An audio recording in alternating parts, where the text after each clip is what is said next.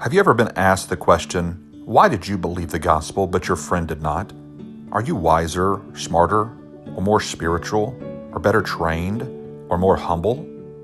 This is one of the most popular questions used by Calvinists to convince others of their theological worldview. However, there are several theological and logical problems with this question. The Calvinist argument relies upon the logical fallacy of question begging because it presumes a deterministic answer is required.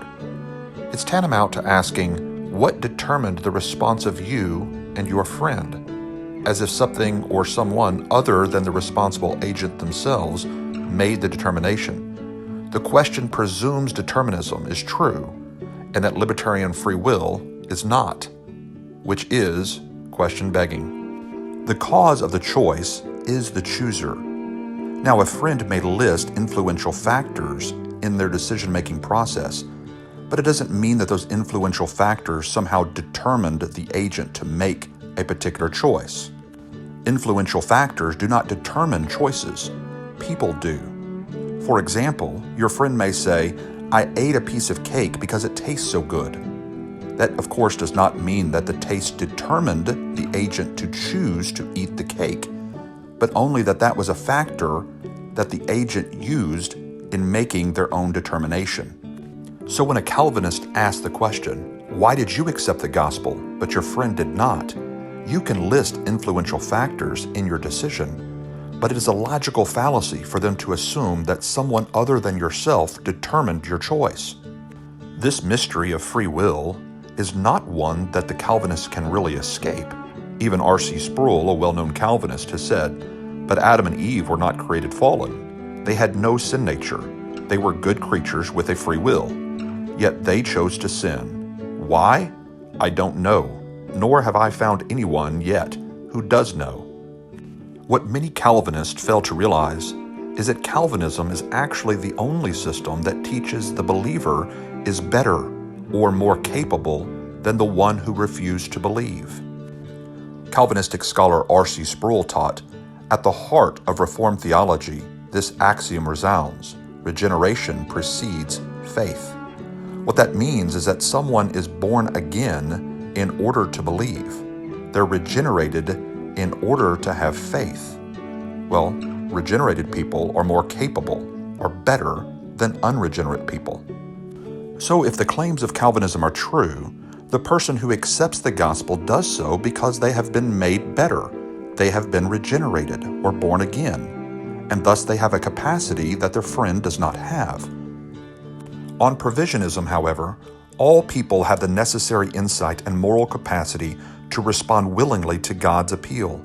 Thus, all are truly without excuse, because everyone has everything they need to believe in God. This is due to the fact that everyone is created as His image bearers in a world where His truth is made abundantly clear and believable.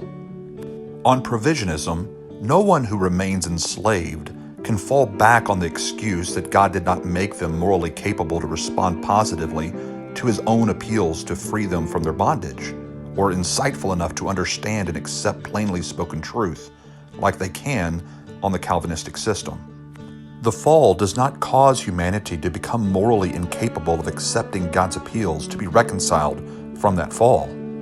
If it did, then what better excuse do unbelievers have than, I was born incapable of responding to my own God and His appeals to be reconciled.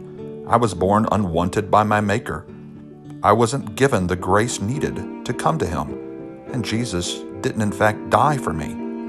I can't think of a better excuse, and the Bible clearly teaches we are without excuse. In fact, there are some who use Reformed theology as an excuse for their unbelief. As an example, Derek Webb, the former lead singer for Caedmon's Call and listed in the top 50 of the most influential people in the gospel-centered movement of the Gospel Coalition, said this. And with my Christian friends who try to convince me of this, I say, listen, I don't know why you're trying to persuade me. Because your own Bible says it's a gift. That it's a gift. It's the work of the Spirit, start to finish. It's a removing of a heart of stone and replacing with a heart of flesh. That is not something you can do for me. Yeah.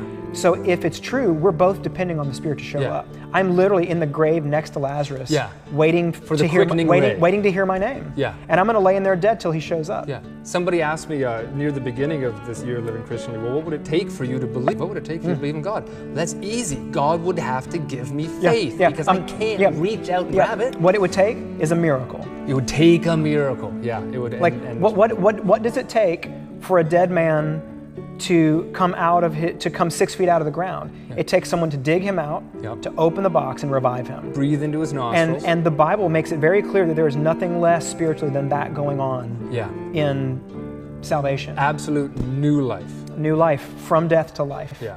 And that's what would be required. Yeah, and I and I'm open to it. I'm literally in the grave waiting to hear my name. Yeah, anytime. If that's the picture. Because if there is going to be a work of the Spirit going on, I want in. And I won't be able to resist it, and I can't call out for it. I cannot coax him over. Yeah. Either my name is written in the book of life or it's not. Yeah. And I mean, so if we're going to really get into the language, the hard language of the Bible, provocative as it may be, like I got to a point. I don't like binary ideas or statements, but there's a few that feel emotionally like they are, although maybe they're not. But there's a point where I said, you know what? Maybe God made me and fashioned me for destruction. Yeah.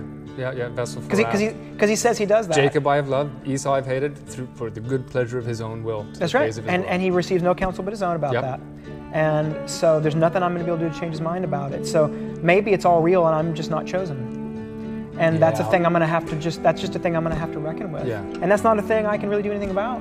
Right, and it would seem unnatural and almost, it would seem shady to try to do something about it in a way, to try to strong arm a faith into oneself. So I'm going to try to make the best of this. Yeah. And I'm listening. Yeah.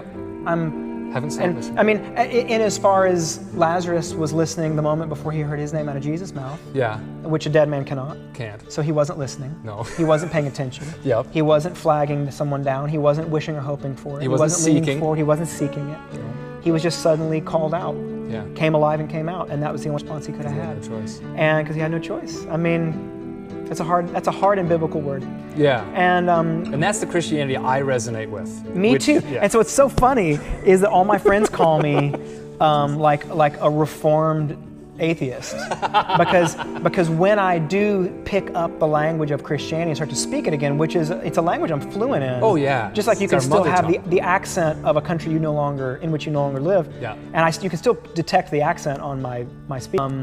I go immediately into that reform view, only because it's just the one that seemed to make the most logical sense to me. It was very consistent. It's the one that seemed like it made the most sense of the whole thing to me.